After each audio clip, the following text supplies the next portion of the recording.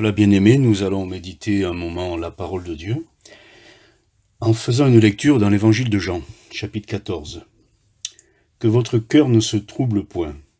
Croyez en Dieu et croyez en moi. Il y a plusieurs demeures dans la maison de mon Père. Si cela n'était pas, je vous l'aurais dit. Je vais vous préparer une place. Et lorsque je m'en serai allé, que je vous aurai préparé une place, je reviendrai, je vous prendrai avec moi, afin que là où je suis, vous y soyez aussi. Vous savez où je vais, et vous en savez le chemin. Thomas lui dit, « Seigneur, nous ne savons où tu vas. Comment pouvons-nous en savoir le chemin ?»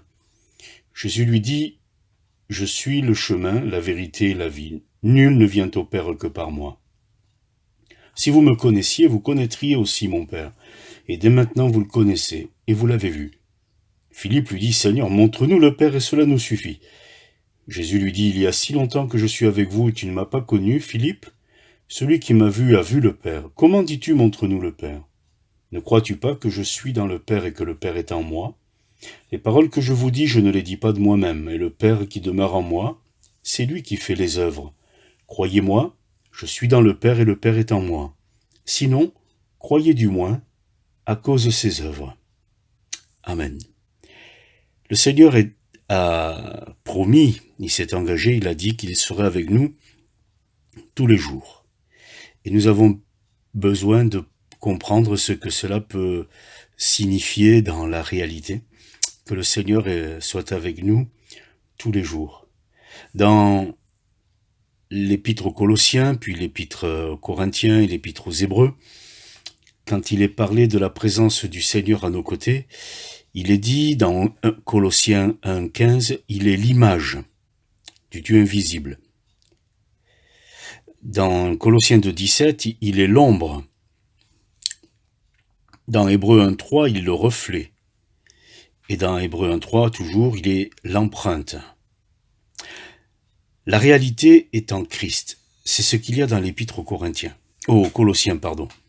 Voilà, il y avait l'ombre des choses à venir, mais la réalité est en Christ.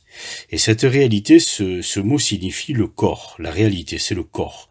De telle manière que c'est concret. On ne se fait pas une idée, on ne se fait pas une conception non seulement des choses, mais encore plus du Seigneur Jésus. C'est une réalité. Quand il était sur la terre, c'était une réalité, sa présence. On l'entendait, on le voyait, on le touchait, il bénissait, il posait sa main sur les malades. Il y avait une réalité. Dieu veut que nous ayons avec lui une réalité dans la vie spirituelle et pas simplement des idées ou des conceptions. Donc quand il dit « celui qui m'a vu a vu le Père », il y a une réalité. Elle n'est pas avec notre façon habituelle de concevoir les choses, ça d'accord, mais c'est quand même une réalité incontournable. Dans l'épître aux Corinthiens, deuxième épître aux Corinthiens, il est dit ceci, « Le Seigneur c'est l'Esprit, et là où est l'Esprit du Seigneur, là est la liberté. Nous, tous, dont le visage découvert reflète la gloire du Seigneur, nous sommes transformés en la même image, de gloire en gloire, par l'Esprit du Seigneur. » Et cette image, c'est la présence du Seigneur. Il est le portrait, c'est ce que cela signifie. Il est le reflet dans un miroir. Personne n'a jamais vu Dieu.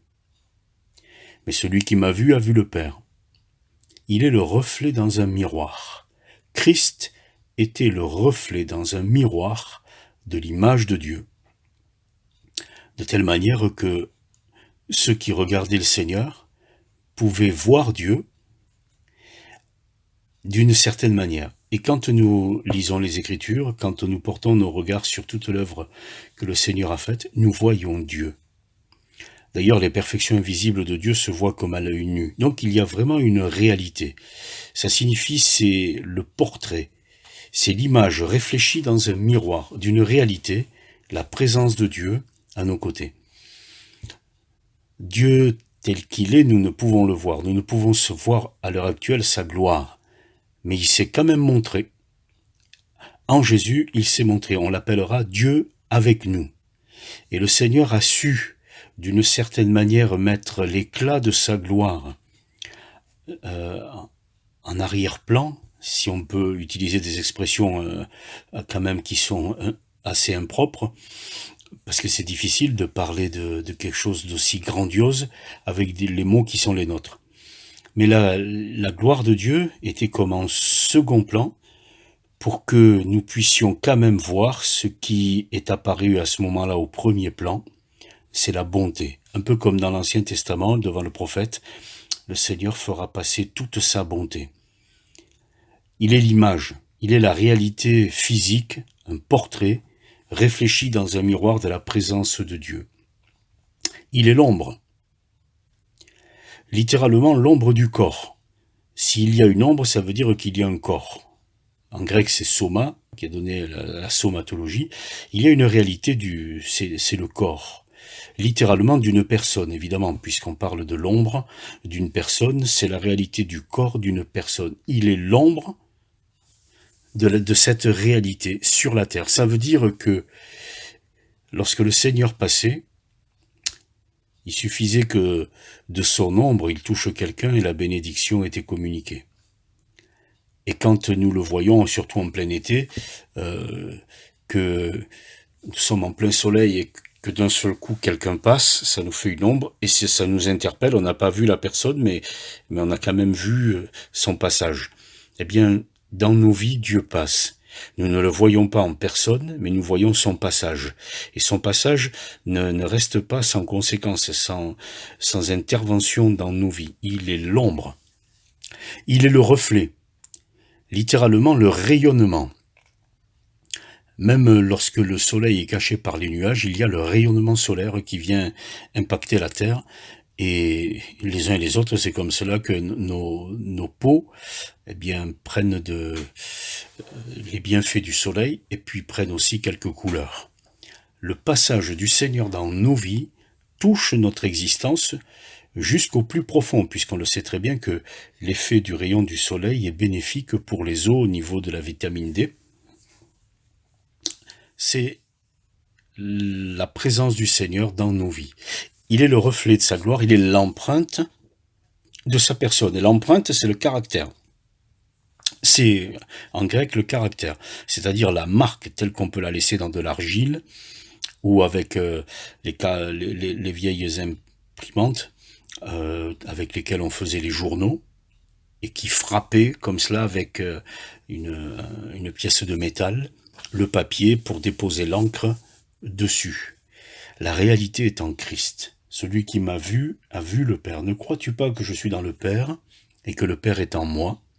Celui qui marche avec le Seigneur non seulement ne marche pas seul, mais nous avons tous besoin de comprendre que ce n'est pas un prophète qui est avec nous, ce n'est pas uniquement le Seigneur Jésus des temps apostoliques qui est avec nous, c'est le Messie, c'est Dieu lui-même qui est présent dans nos vies, qui entre dans nos maisons, qui est capable de se contenir pour tenir dans notre chambre quand tu pries dans ta chambre et fermes ta porte et ton Père qui est là dans le lieu secret. L'univers ne le contient pas, mais il est capable de se contenir dans notre chambre, de se contenir dans notre cœur. Dieu prend toute la place et il est capable aussi de nous laisser beaucoup de place. C'est la réalité. C'est une réalité qui n'est pas habituelle.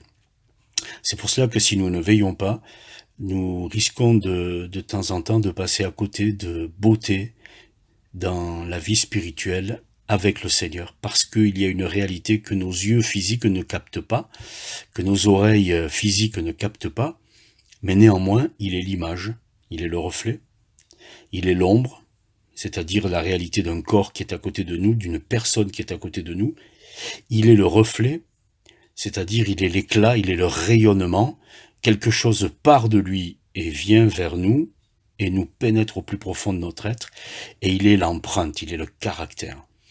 C'est la réalité qui est en Christ. Il est la réalité de la création.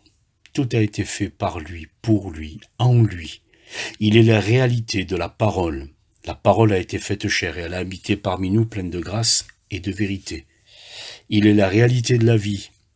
Celui qui mange de ce pain vivra éternellement. Il est la réalité du salut. Hors moi, il n'y a point de salut. Il est le sauveur du monde. Il est la réalité du pardon. Père, pardonne-leur car ils ne savent ce qu'ils font.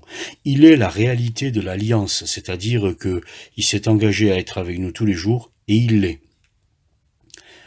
On pourrait même aller jusqu'à dire qu'il est la réalité de l'esprit, parce que lorsque le Seigneur est venu, l'esprit est descendu sur lui, sous la réalité d'une colombe, et il a été revêtu de la puissance de l'esprit. Il est la réalité de la résurrection.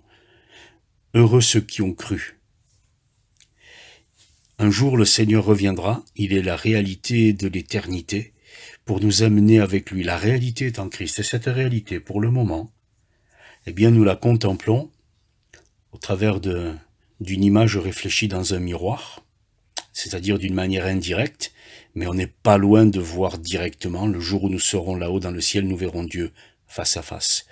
Il est l'ombre, c'est-à-dire, il est à côté de nous, et de temps en temps, nous réalisons sa présence. Parfois, on ne le réalise pas, mais il est tout le temps avec nous. Il ne dort ni ne sommeille. Il est le reflet. Nous ressentons des choses au plus profond de notre être. Et puis il est l'empreinte. Il vient marquer nos vies, il vient marquer nos corps. Le Seigneur est bon à l'égard de ceux qui se confient en lui. La réalité est en Christ. L'image, l'ombre, le reflet, l'empreinte. Le Seigneur est à côté de tous ceux qui se confient en lui. Alors que nous puissions passer un temps de prière dans la réalité de sa présence.